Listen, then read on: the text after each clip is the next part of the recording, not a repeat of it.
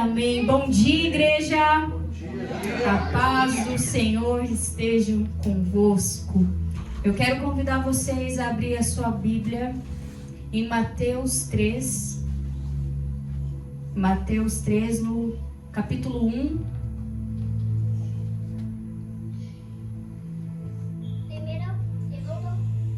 E hoje o tema da nossa palavra é arrependam-se. E eu quero trazer aqui para vocês a história ali que traz a passagem de João Batista. E ela começa dizendo: naqueles dias apareceu João Batista pregando no deserto da Judéia. E ele dizia: arrependam-se, pois o reino dos céus está próximo. O maior perigo da igreja não é quando o pecado entra, mas quando o pecado deixa de produzir arrependimento. Uma geração sem temor deixa de ouvir Deus. Uma geração que não ouve Deus acaba vivendo uma espiritualidade de aparência. Nós vemos que João Batista, ele aparece trazendo, em meio ao deserto ali, a palavra para que a gente se arrependa, pois é chegado o reino de Deus. João Batista, como muitos sabem, mas se alguém não sabe, ele era primo de Jesus. E ele vem trazendo ali a palavra ao qual seria que Jesus estava próximo, o rei estava próximo. E por isso precisamos até hoje que essa palavra ecoe em nossos corações. E precisamos que ela venha com esse peso de arrependimento. Porque ao mesmo tempo que naquela época o reino de Jesus estava próximo, nós cremos que a volta dele também está próxima. E o cerco está se fechando. João Batista aparece depois de aproximadamente 400 anos de silêncio profético. Nem um profeta, nem uma nova revelação. E quando Deus finalmente fala novamente, ele não começa dizendo: vocês serão prósperos. Vocês viverão milagres, vocês conquistarão seus sonhos. A primeira palavra, depois de 4 séculos, foi: arrependei-vos, porque é próximo o reino dos céus. Isso revela uma verdade. O primeiro passo para qualquer avivamento sempre será o arrependimento. Nós vivemos uma época em que a internet muito se fala. A gente abre as redes sociais, há muitos pastores, há muitos pregadores, há muitos líderes dessa geração que está falando sobre o próximo avivamento. E muitos dizem que o próximo avivamento será na nossa nação. E eu creio que será na nossa nação. Porque hoje, se nós olharmos para o quadro da nossa nação, embora muitas igrejas estejam cheias, lugares lotados, eventos cristãos lotados, a gente vê que, infelizmente, muitos lugares estão cheios de pessoas vazias. Se encontram por um momento, se encontram por uma emoção, se encontram por uma chama, mas que infelizmente se apaga logo ao sair daquele evento. E para que Deus venha avivar, não tem como trazer avivamento sobre algo que está vivo, vocês concordam? O avivamento, ele vem de algo que está morrendo. E ao mesmo tempo que a gente vê que o Brasil é uma grande nação cristã, uma grande nação evangélica, uma grande nação ao qual se levanta com o meio gospel, nós vemos também que infelizmente estamos caminhando para a frieza do coração. Infelizmente não estamos vivendo um evangelho de verdade. Estamos vivendo um evangelho frio e de aparência.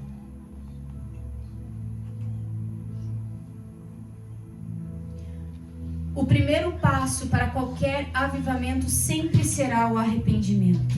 Antes do Messias vir, antes dos milagres, antes da cruz, veio o arrependimento. Porque ninguém consegue receber Jesus sem primeiro reconhecer sua necessidade dele. Nós precisamos diariamente reconhecer que precisamos de Jesus. Hoje tivemos um momento muito incrível da presença de Deus.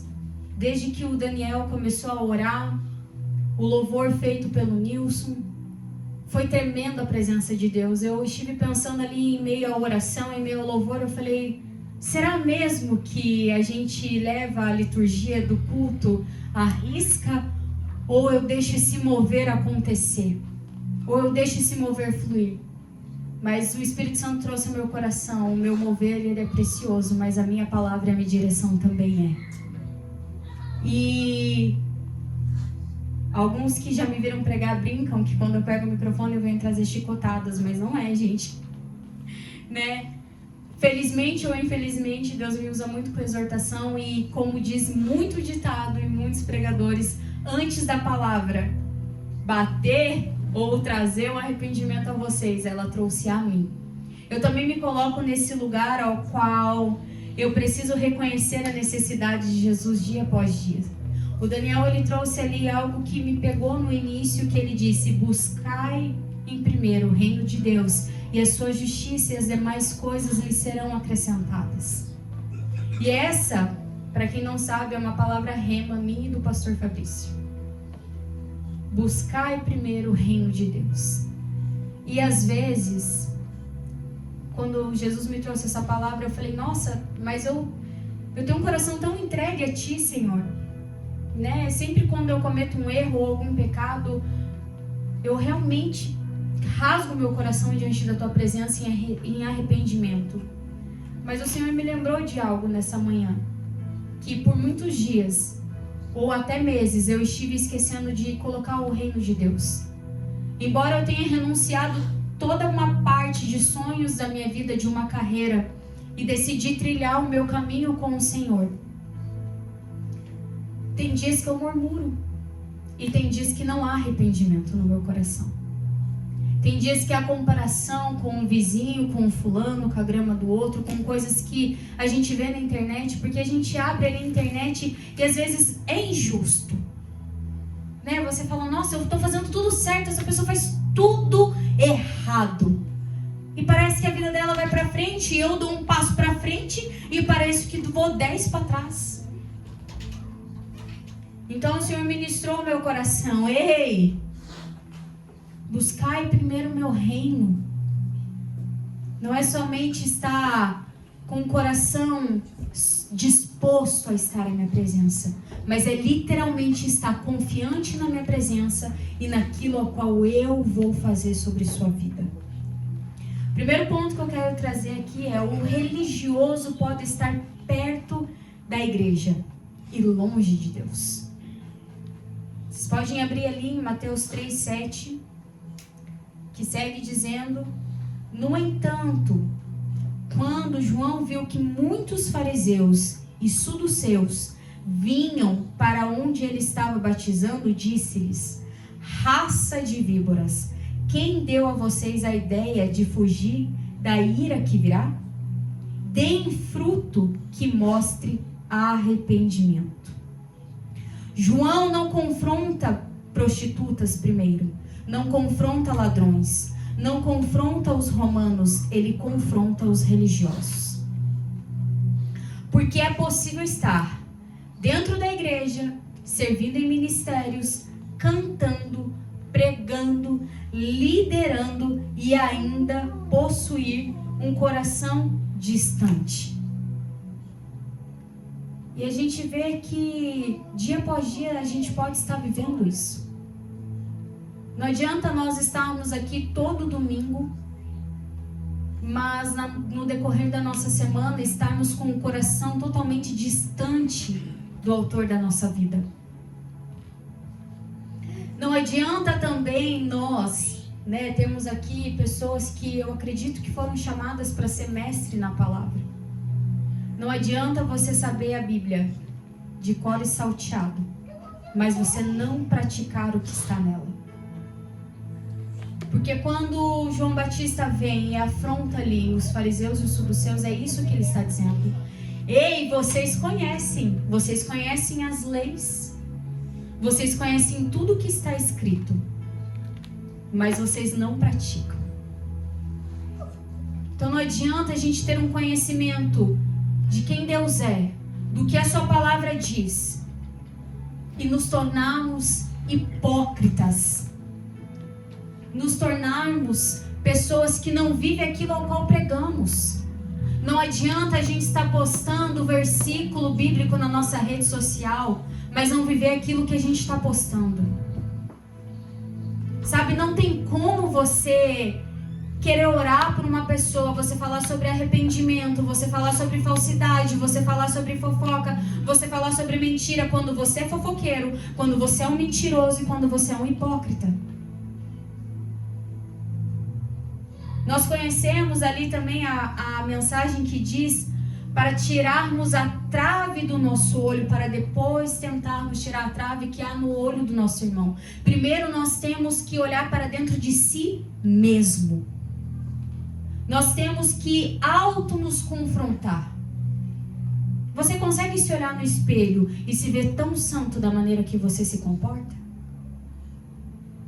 Ao se olhar no espelho, você se vê como você se diz? Ou ao se olhar para o espelho, você vê, não, realmente eu sou pecador. Eu estou sendo falso, eu estou sendo hipócrita. A gente tem o dom de se colocar em lugar de vítima, muitas vezes. E eu digo por mim mesma. Por muitos anos eu tive que aprender a ter trava na minha língua. Eu sempre fui uma pessoa muito espontânea e sempre falei de cara o que eu penso. E eu primeiro falo para depois eu pensar. E daí é aquele negócio, né? E a burrice, a cagada já está feita. Já falou, já soltou o que não deveria. Mas algumas falas me trouxeram alguns ataques. Não somente no mundo aqui nosso, mas também como no espiritual. E depois eu questionava a Deus, mas por que eu estou sendo julgada desse jeito? Por que eu estou sendo condenada dessa forma? E era muito engraçado, porque ao mesmo tempo que eu estava ali, Deus, eu não mereço isso, eu não acho certo, eu não sei o quê, porque se eu tenho algo é aquele louvor, eu tenho sede de justiça, sacia a minha sede. Eu sou muito justiceira. Só que quando a gente coloca a nossa justiça ao invés da justiça de Deus, quem colhe os frutos somos nós. E às vezes esses frutos não são legais. E a gente tende a se vitimizar. Oh céus, oh terra, para mim parece tão difícil, mas será que não é você que está dificultando a sua própria vida? Será que não são suas escolhas que têm dificultado a sua vida? Será que não é o meio ao qual você tem caminhado em círculos de amizades que não está dificultando a sua vida? Será que não é a tua falta de posicionamento que está dificultando a sua vida? Porque a gente tende sempre a achar um culpado. E isso vem desde o princípio, lá de Adão e Eva. Eles não foram culpados. O culpado foi a cobra, o culpado foi a mulher, o culpado foi o homem, o culpado foi Deus, o culpado foi todo mundo, menos as nossas escolhas. E esse pecado, nós temos que lutar diariamente contra ele, porque está cravado em nós achar um culpado para tudo. Mas a gente é o santo. Eu não fiz nada, eu não disse nada. Não fui eu que aumentei. A pessoa falou A para você. Você disse que a pessoa falou A, B, C, D. Não, eu não disse isso. Não, eu não fiz isso. E aí, quando os frutos da nossa colheita vêm, muitas vezes a gente não gosta. E muitas vezes a gente não se arrepende. A gente endurece o nosso coração, o orgulho toma conta. E a gente diz, mas eu estava num dia mau. A pessoa tem que me entender também. Esse dia eu não estava bem, acordei da pá virada, acordei para a esquerda. E não há arrependimento em nosso coração. E quando não há arrependimento em nosso coração, a gente começa a se afastar de Deus. E Deus começa a ficar cada vez mais distante, mas não porque Ele quer, mas sim porque nós estamos trabalhando para isso. Para que a presença de Deus se distancie de nós. Em Mateus 15:8, Jesus ele traz algo que diz: esse povo me honra com os lábios, mas o seu coração está longe de mim. Nossa geração aprendeu a parecer cristã, mas Deus nunca chamou ninguém para parecer. Ele chamou para nascer de novo. E eu quero trazer aqui para vocês uma ilustração e que às vezes nós até usamos no dia de ceia, que é o pão fictício, a fruta fictícia. E essa fruta de plástico, né? Esses alimentos de plástico à distância parecem perfeitos. Tem cor, tem brilho, tem formato, mas ninguém consegue se alimentar deles. Assim também existe uma espiritualidade bonita aos olhos das pessoas, mas completamente estéril diante de Deus. Você tem se tornado um fruto de verdade ao qual as pessoas ao seu redor possam se alimentar da sua árvore? Ou você está sendo um fruto de mentira? Que tipo de árvore você está sendo? Aquela que é bonita? Eu aqui hoje com o microfone na mão, eu posso parecer um fruto bonito, um fruto digno. Mas quem será que eu sou? Quando essas luzes se apagam, quando essa porta se fecha e quando o microfone não está em minhas mãos, seja eu pregando, seja eu adorando. Quem é você quando você não está sentado aqui? Quem é você no dia a dia com a sua família? Quem é você na sua casa? Será que você é essa pessoa sorridente que está aqui todo domingo? Ah, paz do Senhor! Oi, irmão, né? Que a gente aqui fica uhul! E daí no dia a dia você está lá no teu trabalho, essa pessoa, ui, não suporto. Meu Deus, o fulano de tal, o ciclano. Quem é você? Fora de um corpo em união. Será que você está sendo um membro saudável ou um membro doente? Que quando nós estamos doentes, nós precisamos nos achegar e este lugar é justamente para isso. Nós falamos que Jesus veio para os doentes e realmente. E não é doente de saúde somente. É doente de espiritualidade, é doente nas suas emoções.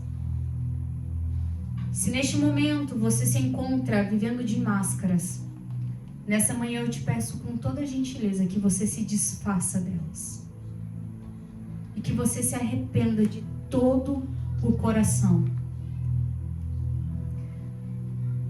Que você se entregue e fala: Senhor, eu não quero mais viver de aparência. Eu quero um coração puro como o teu. Eu quero ser exatamente a tua imagem e semelhança. Deus procura frutos, não discursos. João continua: produzir frutos dignos de arrependimento. Ele não diz: tenham argumentos, defendam a doutrina. Ele diz: produzam frutos, porque arrependimento não é emoção, é mudança de direção. Hoje muitos confundem remorso com arrependimento. Remorso dói, arrependimento transforma. Judas teve remorso. Pedro teve arrependimento. Um morreu preso à culpa, o outro foi restaurado pela graça. É muito engraçado que até no Kids, quando é tratado sobre a questão ali de Judas, os discípulos de Jesus, até mesmo as crianças tendem a olhar para Jesus e falar: traidor, ele é igual Satanás. E a gente também faz isso, né? A gente vê que até hoje há uma questão no catolicismo de malhar Judas.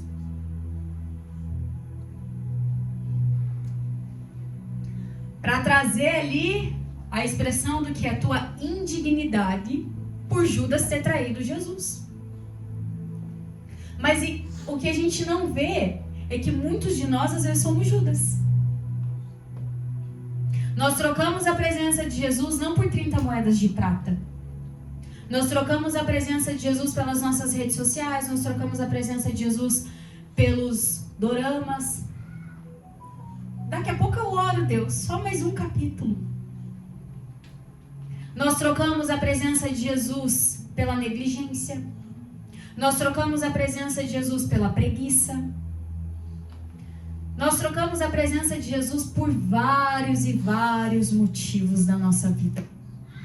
E às vezes a gente não vê isso. Por quê? Porque, como eu disse lá no início da minha palavra, a gente é o cristão de performance.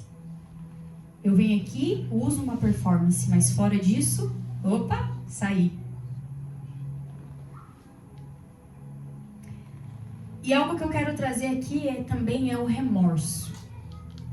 O remorso, ele tem diferença de arrependimento. Eu até estava estudando, quando eu estava montando a minha palavra, eu e o Fabrício, a gente estava vendo sobre a questão do arrependimento e sobre a questão do remorso.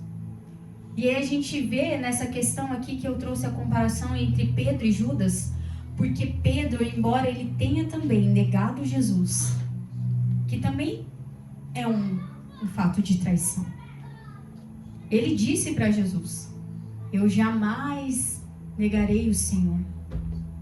E Jesus olha para ele e fala: Pedro, antes mesmo que o galho cante, você me negará por 3 vezes. E ele diz: não, Senhor, eu não. Mas a diferença entre Judas e Pedro é que quando negou, se sentiu-se envergonhado. Ficou ali remoendo a questão, porque isso é humano. Né? A gente tem essa questão de quando nós falhamos, quando fazemos algo impróprio, de ficar, meu Deus, por que eu fiz isso? Por que eu falei isso? E o primeiro sentimento que vem é o remorso. É a dor e a culpa do que se fez. Tá, pastora, como que eu gero arrependimento, então, ao invés de remorso? Primeiro vem o sentimento de remorso, de culpa, mas o arrependimento é você dizer de fato que você fez aquilo. É você assumir o teu erro. Judas, ao invés de assumir a questão da traição, né, a gente tem ali a parte que traz que ele até foi lá no templo, devolveu, jogou as moedas ali todo eufórico, e diz que ele entregou sangue inocente. Mas após isso, ele não conseguiu olhar na face de Jesus e dizer: me perdoe, eu te traí, eu pequei contra ti. Não, ele foi e tirou sua vida. Pedro seguiu envergonhado do que fez. Nós vemos que Pedro, ele até volta a ser pescador após a crucificação de Jesus, mas quando Jesus vai até ele demonstra arrependimento. Ele não foge do que ele fez. E ele se arrepende diante de Jesus. E então a gente vê que ele é restaurado pela graça de Deus. E todos sabem que Pedro foi um ótimo discípulo, um homem extremamente importante diante, né, da presença e do reino de Deus. Quem ama Cristo ama aquilo que Cristo ama. Vivemos uma geração que diz: eu amo Jesus, mas não gosto da igreja. Não preciso congregar, sirvo a Deus sozinho ou sozinha. Mas Cristo nunca separou a cabeça do corpo. Efésios diz que Cristo é a cabeça e nós somos o corpo. Como alguém diz desejar passar a eternidade com Cristo e milhões de irmãos, mas considera pesado ou difícil demais passar 1h30 ou 2 horas aqui? Vivemos uma geração de desigrejados. Eu cultuo em casa com a minha família. Eu busco em casa com a minha família. Eu não preciso estar na igreja, porque a igreja me feriu, porque o pastor me feriu, porque o líder tal me feriu, e eu não preciso mais, eu não vejo necessidade, porque eu encontro Deus na minha casa. Mas em Hebreus 10, 25 diz: e não deixemos de nos reunir como igreja, segundo o costume de alguns, mas procuremos encorajar uns aos outros, sobretudo agora que vocês veem aproximar-se o dia. Pastor, o que isso quer dizer com isso? Que a própria palavra traz a importância de estarmos aqui e cultuarmos como corpo. A própria palavra diz que nós precisamos sim estarmos aqui. Porque senão vocês não concordam comigo que Jesus, sendo Deus, ele não precisava de multidão. A voz dele podia bradar de qualquer lugar da terra e ecoar dentro da casa de qualquer um. Mas mesmo ele sendo Deus, ele estava reunido em meio a povos. Mesmo sendo Deus, ele foi lá e separou 12 pessoas para andar com ele. Ele podia andar sozinho, ele não tinha necessidade de estar se expondo. Mas o que ele deixa de exemplo para nós? É muito importante que estejamos em comunhão. É muito importante que estejamos reunidos como corpo. É muito importante que tenhamos a quem contar, que tenhamos amigos, que tenhamos pessoas ao qual nos aproximam ainda mais de Deus. Eu, como pastor, eu sou totalmente contra um ativismo religioso. De eu chegar aqui para vocês e falar, hoje teve culto, amanhã a gente tem reunião, na terça a gente tem isso, na quarta tem aquilo, na quinta... E vocês vão ter um momento de família com vocês. Eu acredito que tudo na vida tem que ter um equilíbrio. Porque Deus, realmente, ele não significa essas 4 paredes. Deus, ele é o todo. Mas a gente sabe que também a gente não pode confundir que, embora Deus seja todo e tudo, a gente não tem a necessidade de estar aqui com os nossos irmãos entre 4 paredes para exaltar, adorar e buscar cada vez mais a presença dele. Porque eu te garanto que, como uma pessoa que passou por isso, como uma pessoa que cresceu no lar cristão, dentro da igreja e se desviou dela, não, você não consegue viver sozinho. Não, você não consegue cultuar em casa. Você não consegue se manter vivo e ativo na presença de Deus sozinho por muito tempo. Sabe por quê? Porque aí a gente tem a nossa rotina diária. Eu e o Fabrício vamos para academia. Na academia toca o quê? Música secular. E daí eu não tô mais na igreja, porque eu não preciso dela. Eu não preciso de vocês. Eu e Deus e minha casa tá tudo ótimo. Eu não preciso estar aqui nesse meio. É perca de tempo. E aí eu tô lá todo dia na minha casa buscando, eu faço culto familiar, e nossa, uma euforia que só. Mas aí um dia eu tô lá na academia, daí toco uma certa música, eu falo, nossa, hein? Aí me lembra talvez o meu tempinho antes de conversão, ou o tempo que me desviei, e aí você se pega, eita, tempo bom aquele, né? Olha só. Era muito legal estar em tal lugar. E é assim que começa. E aí você já não acha mais. E eu não tô aqui, gente, falando que é pecado, que é errado você ouvir música secular, porque eu acredito que isso, o Espírito Santo tem que trabalhar no coração de cada um de vocês sobre o que é certo, sobre o que é errado, cada um de vocês escutar e adquirir dentro da sua casa. E aí, eu tô lá e eu começo, eu vou limpar minha casa, eu vou pôr aqui essa musiquinha pra me ouvir. E aí você começa a ter lembrança, mas não tem problema nenhum. É só um flashback. E aí essa noite eu vou sair com os meus amigos. E nessa roda você até se mantém firme, cristão, santo. E aí começam as piadas, começam as brincadeiras e você ainda está reservado. Mas até que chega o momento que você está fazendo as mesmas piadas, você está se comportando da mesma forma. Mas não tem problema. Você não repara nisso. Porque é assim que o inimigo trabalha. Não deixando que você veja para onde você está caminhando. E aí você fala, hoje eu não vou orar, não tem necessidade. Hoje eu não vou ter meu tempo com Deus, não tem tanta necessidade. Estive ontem, já tá bom. E assim você vai se esfriando. E a ilustração que eu trouxe sobre isso é a brasa. Uma brasa retirada da fogueira continua vermelha por alguns minutos. Parece igual às outras, mas pouco a pouco vai esfriando. Depois perde o brilho, depois apaga.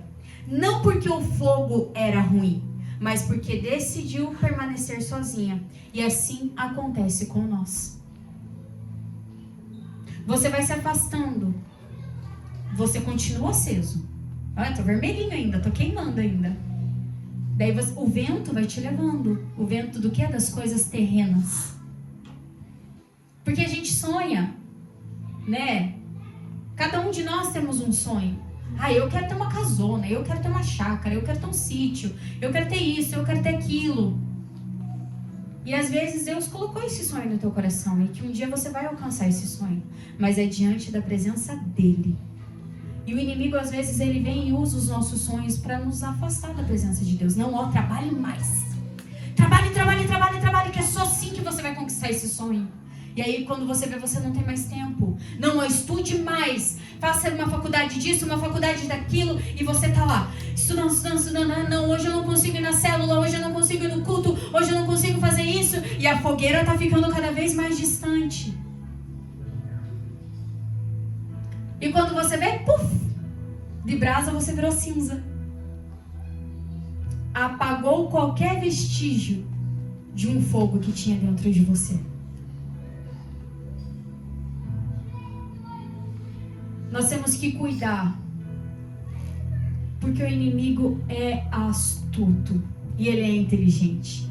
O problema é que nós pensamos que é um anjo caído que tentou e tal, e daí você pensa que Satanás não tem poder. Gente, ele tem poder, porque se ele não tivesse, ele não chegaria para Jesus no monte e falando, se você se juntar a mim, se você me adorar, eu te darei todos esses reinos. Será que ele é tão miserável assim como a gente pensa? Ao ponto de ter a cara de pau de oferecer para o Filho de Deus, sendo ele mesmo Deus, os seus próprios reinos terrenos? Será que o inimigo é tão, não, é só ali o capetinha? Não. Ele está vendo cada traço seu. Ele viu você se formar no ventre da sua mãe. Ele sabe sua maneira de respirar. Ele sabe quando você... Ele não tem o poder de saber o que você pensa, mas ele te estuda. Aquela virada de olho, ela está indignada, então eu vou pôr mais indignação nela.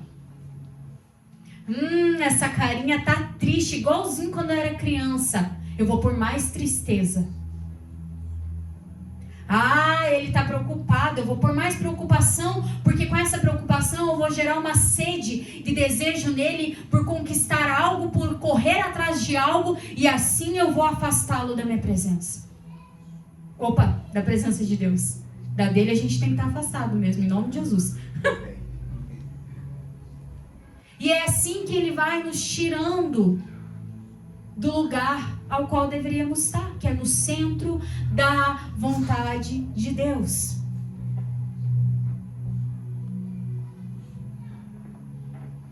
Caminhando para o último ponto, eu quero trazer aqui: o machado continua posto à raiz. João termina dizendo: o machado está posto à raiz. Perceba, o machado não está nos galhos, está na raiz. Porque Deus não trata apenas comportamentos, Ele trata corações. Nossa geração vive podando folhas, Deus continua tratando raízes. A gente quer parecer bonito por fora, mas se a raiz estiver podre, as suas folhas ruins vão começar a aparecer. Os frutos ruins vão começar a aparecer. Porque se a raiz de tudo dentro de você não estiver conforme a vontade de Deus, e não estiver conforme aquilo que você diz viver, uma hora esses frutos ruins vão aparecer. Não tem como você esconder por muito tempo. Não tem como você se enganar por muito tempo. A gente é craque em viver de aparência. Eu lembro que teve uma fase da minha vida em que eu entrei em depressão. E ninguém sabia. Ninguém desconfiava. Porque foi o momento mais eufórico que eu demonstrei na vida. Foi quando eu comecei a trabalhar com maquiagem. Então, eu ia lá, me entupia de maquiagem na cara, fazia vários conteúdos, demonstrava que eu estava bem, todo dia eu estava no salão trabalhando. E ninguém percebia que eu estava mal. As pessoas olhavam pra mim e pensavam, nossa, você tá na tua melhor fase, né? E eu pensava, mal sabem que por dentro eu tô podre, eu tô morta. É tanto reboco na cara que eu precisava de uns rebocos por dentro também, pra ver se juntava os pedaços que estavam quebrados.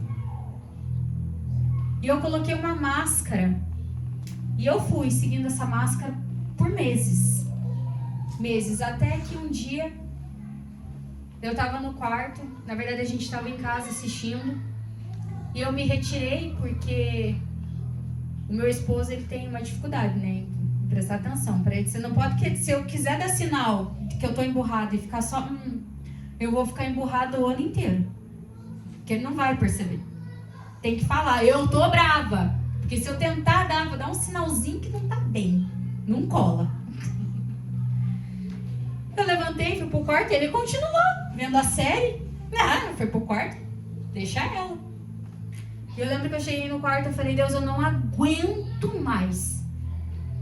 E aí tinha uns materiais do salão no meu quarto. E eu olhei para aquela tesoura.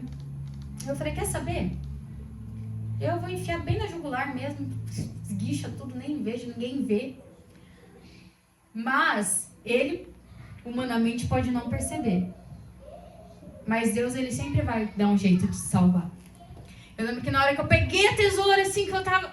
O Fabrício abriu a porta do quarto e falou, o que você tá fazendo? E eu só soltei aquela tesoura e eu comecei a chorar. E eu falei, eu não sei o que tá acontecendo comigo.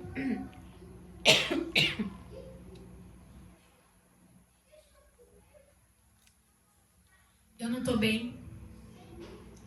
Mas nem eu sei o porquê que eu não estou bem. Isso era o mais difícil. Quando você não sabe de onde vem a raiz do problema. Porque, eu não tô bem porque eu não consegui pagar as contas, eu não tô bem porque a vida não tá fácil, Mas é difícil quando você simplesmente não tá bem. E você não sabe por que você não tá bem. E ele falou, como assim você não sabe o que tá acontecendo? Não, deve ser por causa das dificuldades que a gente tá passando, deve ser por causa disso, não sei o quê. E eu pensava, não é. Não é isso, eu não sei o que está acontecendo. E realmente a gente estava com muita dificuldade, mas quando eu olhava para dentro de mim, não era aquilo. E eu pensava, Deus, o que está acontecendo? E eu não sabia o que estava acontecendo, então eu cheguei para o meu pastor na época e falei, olha, eu estou me afastando de tudo, do louvor, de liderança, de qualquer coisa que eu estou incluída dentro da igreja, porque eu não estou bem.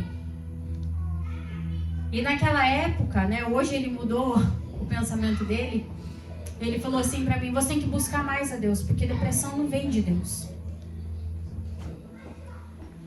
E eu falei, realmente, né? E aí o que ele fez? Você quer sair do louvor? Pois você vai cantar de manhã, de tarde e de noite na casa de oração.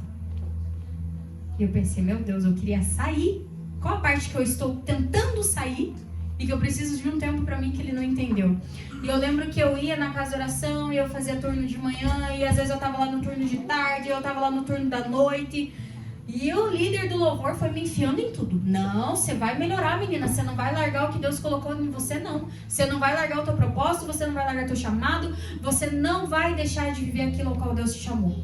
Por uma emoção. Eu falei, é verdade. Eu fui lá e vesti mais uma máscara. A máscara da santidade. Tô ótima. Tô perfeita. Não preciso de mais nada. Tô bem, melhorei. Até que um dia eu tava num turno e eu comecei a ter crise E eu não sabia o que era ansiedade naquela época. Começou a me dar um aperto no meu peito, na minha garganta.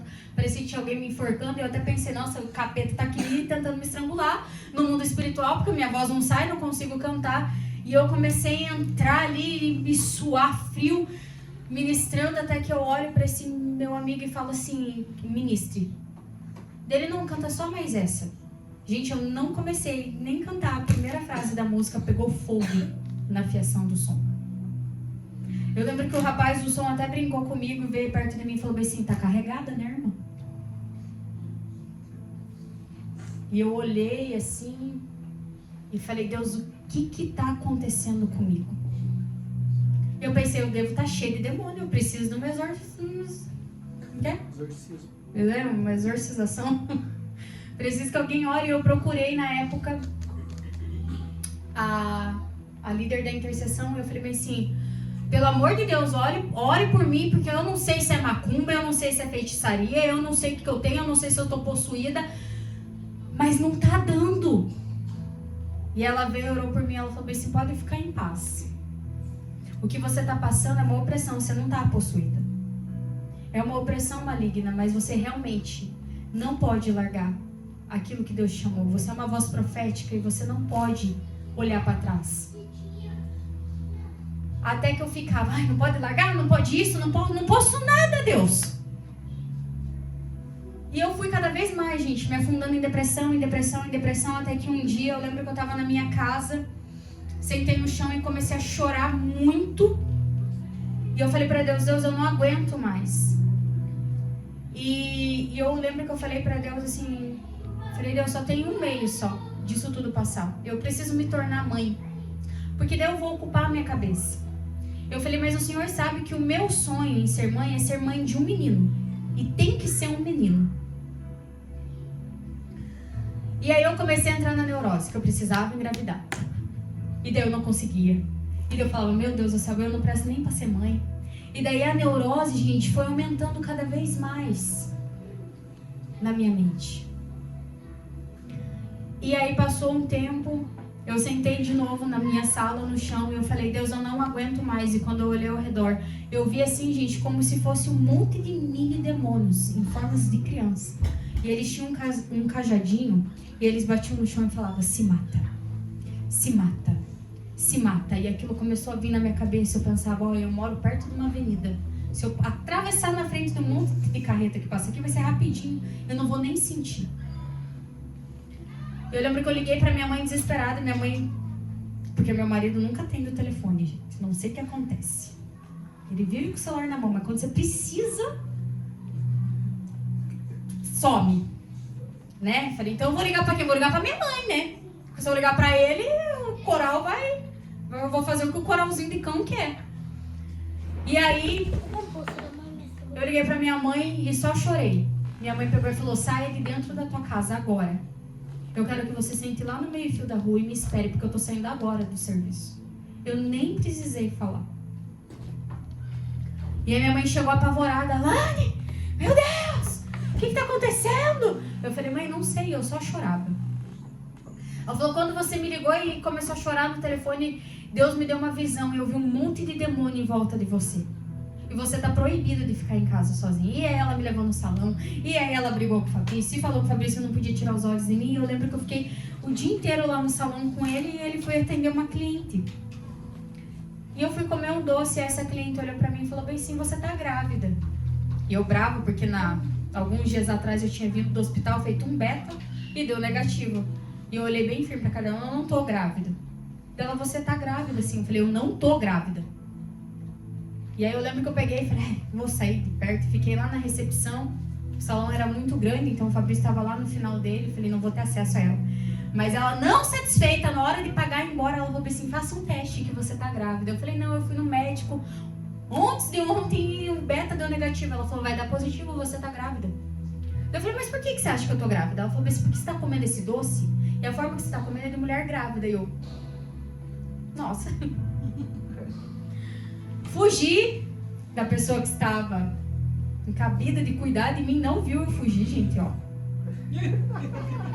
Não viu, fugi do salão, sem ele ver, fui na farmácia, comprei um teste. e um vidro de ovo de codorna. Não sei porquê, mas eu queria um ovo de codorna. Fui na casa da minha mãe, falei, vou fazer esse teste aqui, fiz o teste e deu o quê? Negativo.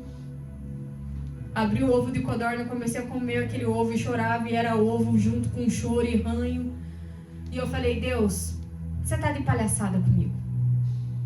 Eu falei, não coloque esperança no meu coração. E daí eu lembro que eu tinha amarrado bem a sacola, escondido pra minha mãe não achar o teste. Cavocado lá no final do lixo, gente. E daí veio uma voz e falou assim, vai lá no lixo e pega o teste que tá positivo. Falei, eu não vou mexer no lixo, não sou louca, eu tô ficando louca. Eu lembro que eu levantei assim, olhei pras paredes e falei, eu tô ficando louca nessa casa. E a voz permanecia falando, vá no lixo, revira o lixo, pega o teste que tá positivo. Eu poderia não estar grávida, gente, mas naquele momento eu acho que Deus me deixou grávida. Eu peguei o teste e olhei assim, tinha a linha bem forte do negativo e uma outra linha muito clarinha. Eu falava, eu tô com ilusão de ótica porque eu tô vendo duas linhas, não é possível. Eu tava 20 minutos fora do salão e ele não tinha se dado conta da minha ausência. Péssimo cuidador. E aí eu, meu Deus do céu, não, eu tô ficando louca. Daí eu voltei pro salão, ele, onde você tava? Eu falei, você nem viu eu sair, mas não interessa onde eu tava, eu tô grávida. Ele me olhou assim, né, falou, ixi, essa menina tá tentando se matar, daí agora me aparece falando que tá grávida, acho que tá ficando louca mesmo, não, vamos pôr no hospício. E daí ele falou, tem certeza? Daí eu falei, sim, o teste é positivo. Daí ele pegou o teste pra ver, ele não vendo as duas linhas, ele, não esboçou reação nenhuma, né, só tipo, tá louca mesmo. Minha mãe olhava o teste, filha, tá positivo, mas gente, realmente a segunda linha era muito clara. Você conseguia ver, se você virasse o teste de lado, daí você via uma marquinha assim. Então eu falei, não, eu vou na farmácia e vou comprar mais um teste. Daí fiz em cima e daí a gente sabe, né, que precisa ter uma concentração ali e tal, do hormônio. E daí não apareceu a segunda linha, minha mãe só assim, ai meu Deus do céu. Daí eu falei assim, não, vamos lá pra célula, que hoje a gente tem célula. Eu falei, não quero ir dele, não, nós vamos sim. E daí no final da célula ele falou assim, vamos comprar aquele teste que é digital, né, que daí a gente consegue ver melhor, mas você só vai fazer de manhã. Eu falei, não, então tá bom. E aí eu lembro que eu ficava a madrugada inteira. Meu Deus do céu, eu não consegui dormir, gente. Eu levantei 5 horas da manhã e falei, já deu 5 horas, tá ótimo. Eu levantei de madrugada, ele dormindo, eu fiquei olhando aquele negócio, carregando. Meu Deus do céu, que demora, carregando. Daí apareceu, grávida. Eu falei, Fabrício, acordei, o homem quase infartou. Falei, tô grávida.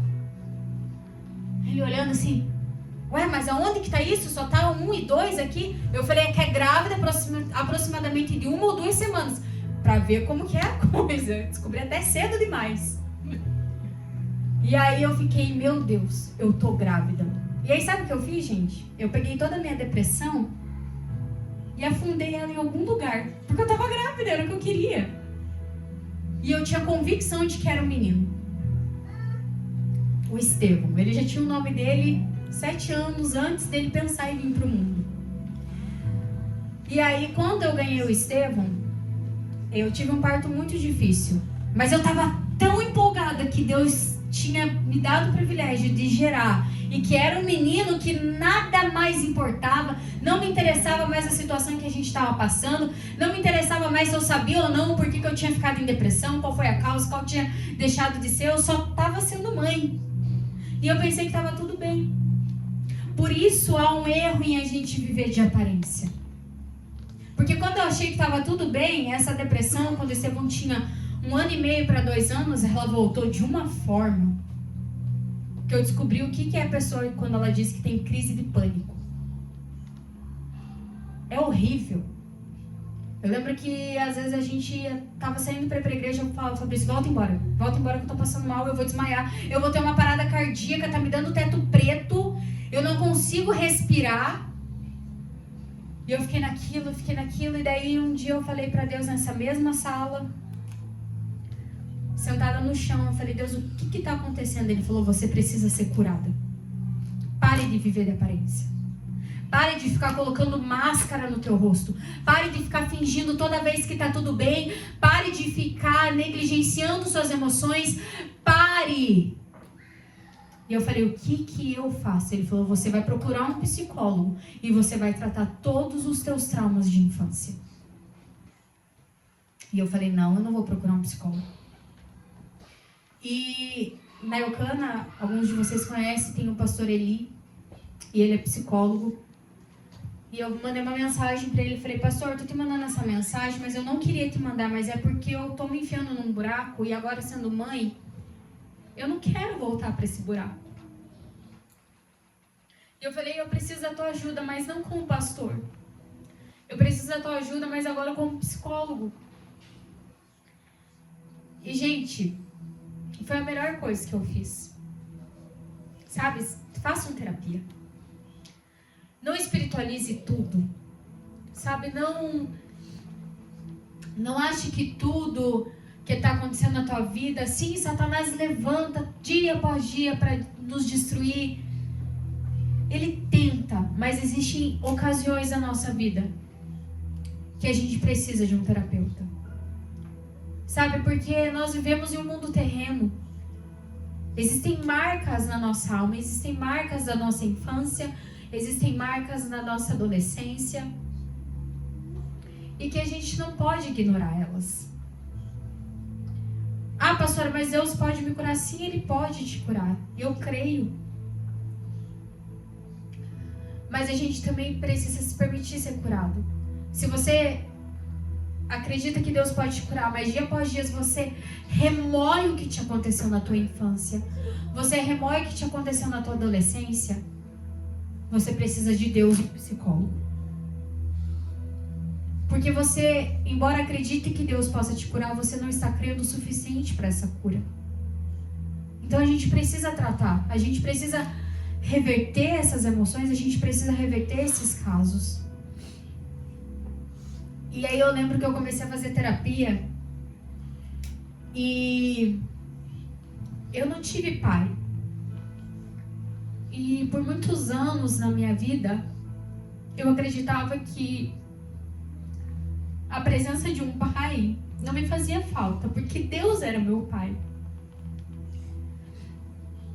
E eu tinha uma luta muito grande, porque aí na terapia eu percebi que eu via Deus como uma soberania. Eu falava com a minha boca que Ele era o meu pai, mas eu não conseguia acreditar que Ele era o meu pai. Eu não conseguia ter fé suficiente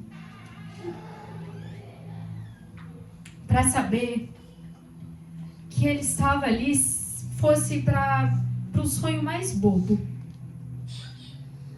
Então eu tinha uma reverência muito grande com Deus, eu tinha um temor e tenho até hoje muito grande. Mas eu tinha uma intimidade limitada com Deus.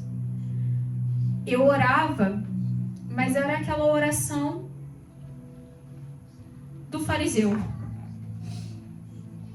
Ah, soberano Deus, altíssimo, ah, porque você é meu pai. Mas na terapia eu entendi que eu não conseguia realmente ter um coração de filha com Deus. E quando eu fui fazer a terapia, eu lembro que ocorreu um dia que o pastor ele olhou para mim e ele falou assim, olha, geralmente eu não trago a minha opinião, né? Mas você também é uma pastora e eu preciso te dizer isso. Ele falou bem assim, eu vejo que as nossas sessões, Deus, Ele não está tratando só o que te ocorreu, fisicamente e emocionalmente. Eu sinto que também está sendo um tratar espiritualmente sobre tua vida. Porque em vários pontos que a gente traz aqui, não tem um ponto que eu não consiga ver Deus e a presença dele sobre você. Não tem um ponto que eu não consiga ver a paternidade. Deus, ele se faz muito presente. Você é muito amado. E aí eu parei para pensar nisso. E eu percebi que Deus, ele sempre esteve para mim como um pai, mas era só eu que não percebia. E então, hoje, se você está aqui com um coração falso, vivendo uma mentira diante da presença de Deus. Sabe, se você está aqui vivendo como um hipócrita, como um fariseu, que só diz amar a Deus, só diz amar a sua lei, só diz amar a sua presença, ora como ninguém, tem uma oratória perfeita, fala perfeitamente de Deus, mas por dentro você é um sepulcro caiado. É caiado? Que você reveja, sabe, tudo isso, e que você se arrependa. Quando o Espírito Santo me ministrou nessa palavra, ele falou assim: Alane, eu quero aquebrantamento. E eu falei: Deus, como? Ele falou: com teu testemunho. Porque pra gente surgir esse arrependimento, a gente precisa ser quebrantada diante da presença dele. E eu dei glória a Deus a ele, que esse culto ele já começou com quebrantamento desde o início, com a presença de Deus.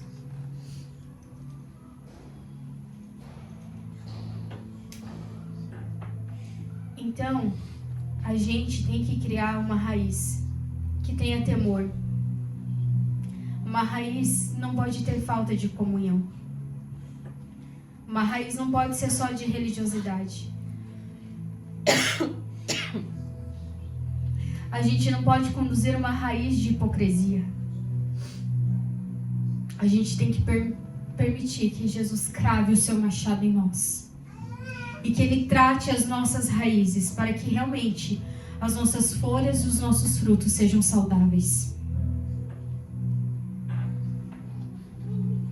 E para concluir, eu quero que você se coloque de pé.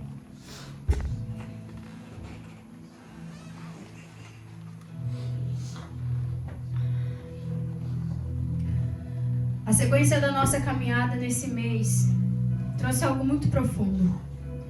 Porque primeiro nós começamos: ainda há temor em você? Depois a gente veio com: você ainda consegue ouvir a voz de Deus? E hoje eu te pergunto: ainda há arrependimento em você? Porque sem temor não ouvimos Deus. Sem ouvir Deus, o coração endurece. E quando o coração endurece, a religião permanece, mas Cristo vai embora. João Batista preparou o caminho para Jesus. E ele preparou esse caminho através do arrependimento.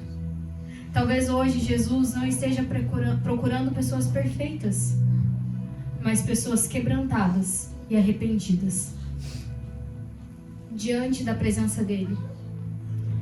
Eu separei um louvor para ser colocado através da mídia. E mesmo que você conheça a letra desse louvor, eu não quero que você a cante. Porque quando a gente começa a cantar, às vezes a nossa mente vai lá longe, você começa a pensar e você não deixa com que o Espírito Santo ministre o seu coração. Então, mesmo que você conheça a letra dessa canção, eu quero que você escute, reflita e faça dela a tua verdadeira oração neste momento. E que você entregue totalmente o seu coração para Deus. E que você se torne verdadeiramente um cristão, um filho de Cristo e a imagem e semelhança dele.